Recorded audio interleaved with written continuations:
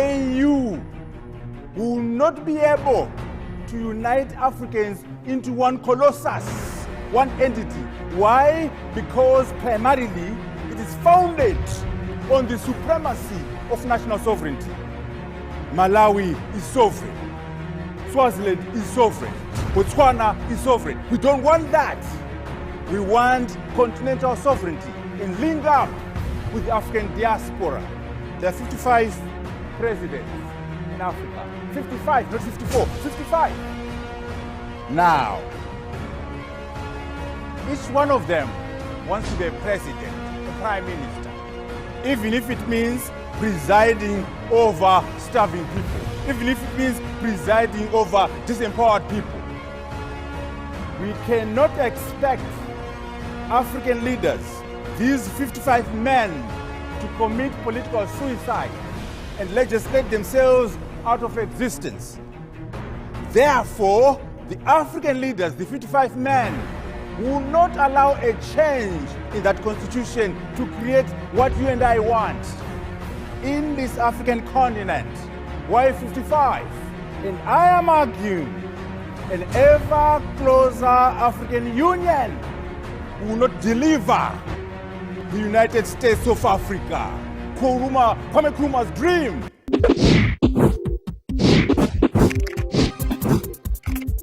Must not embrace an ever closer African Union. And I'm saying that as a Pan-Africanist. Mr. President, sir, the debate here, this disagreement here, is not on the what, it's on the how. The what is shared. We want a united Africa operating with 1.2 billion Africans working together. Collective GDP, $2.3 trillion. All our diamonds, our platinum, our gold under one command. That's what we want as Africans. But I'm here, Mr. President, sir, to say an ever closer African Union is the wrong vehicle. It won't deliver what we want. What we want, Mr. President, sir, is the United States of Africa, one country, one entity, either a federation under one strong government, either a unitary state like China or India. One entity. We want to abolish national sovereignty, not decolonize it, abolish it, so that we have continental sovereignty. Only one sovereignty, African sovereignty, not Malawi sovereignty, Zimbabwe sovereignty. No, just one continental sovereignty. The disagreement, Mr. President, sir, is on the how. And I'll show you, without equivocation nor ambiguity, why an ever closer African Union won't deliver what my brother from the States wants. It won't deliver that. You want to know why? Look at the Constitutive Act of the African Union. Look at Article 3B. What does it say? It says we must protect the national sovereignty. We must protect the national territorial integrity. We must protect the independence of member states. So which means, is currently defined, the AU will not be able to unite Africans into one colossus, one entity. Why? Because primarily it is founded on the supremacy of national sovereignty. Malawi is sovereign. Swaziland is sovereign. Botswana is sovereign. We don't want that.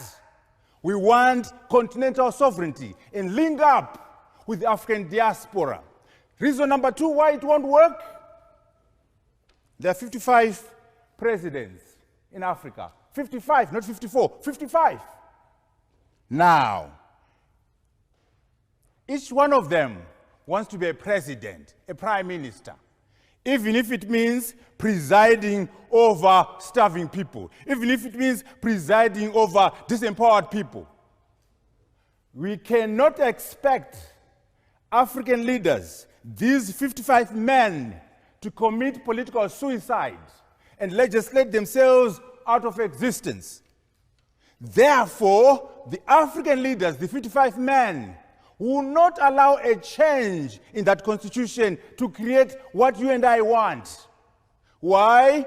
President Ramaphosa wants to be a president, not a governor, not a minister of transport. Yoweri Museveni wants to be a president, not a governor or a minister of agriculture.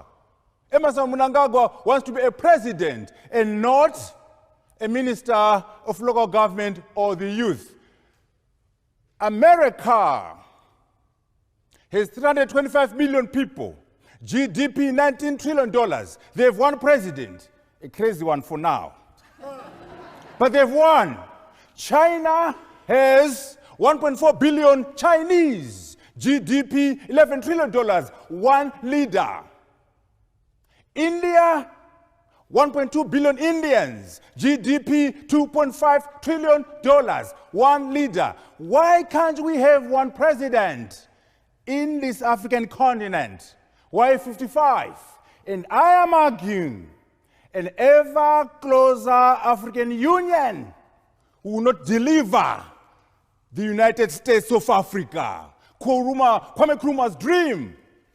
Nkrumah, there was a big debate, by the way, for those who don't know, in '63, between Nkrumah on one end and Nyerere.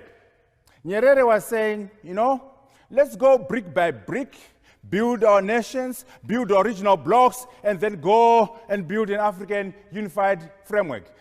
Nkrumah was, no, that's dangerous.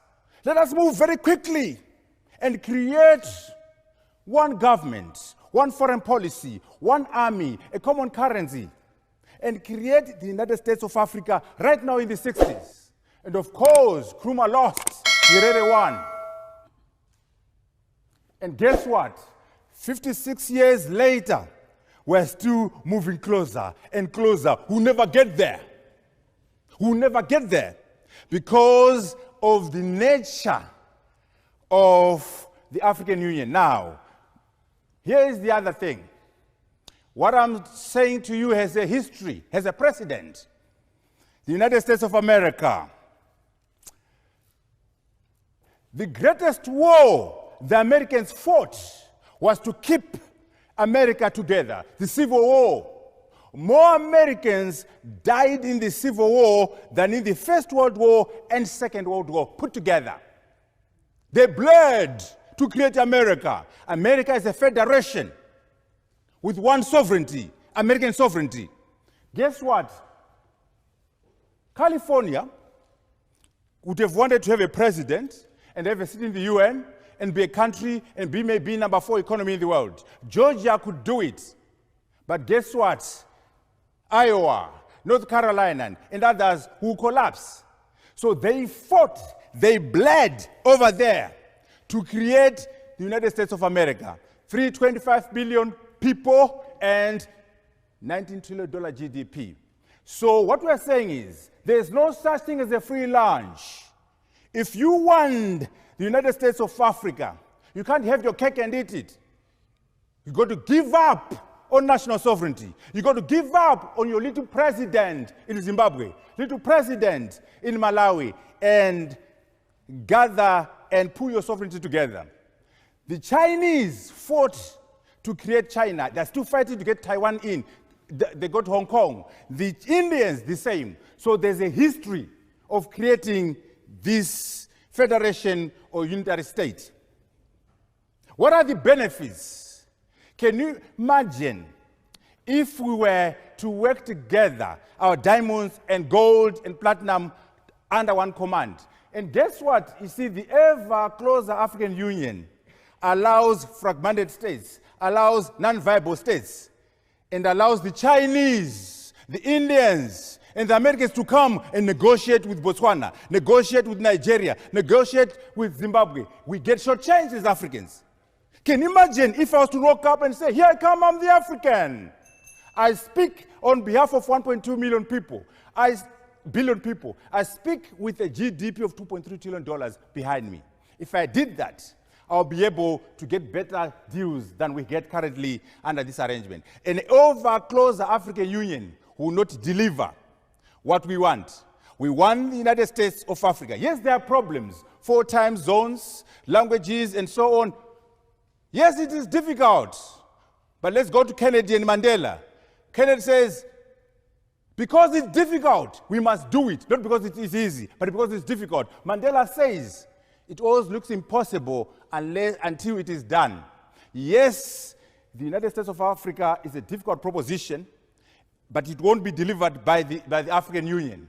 But remember, once upon a time, slavery was impossible, insurmountable. Once upon a time, colonialism was impossible. Once upon a time, apartheid could not be resolved.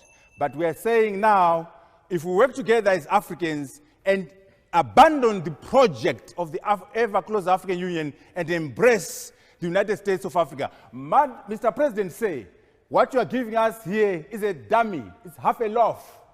We must reject half a loaf of an ever closer African Union and say, we don't want that. We want the United States of Africa, which cannot be delivered by the African Union if it gets closer and closer.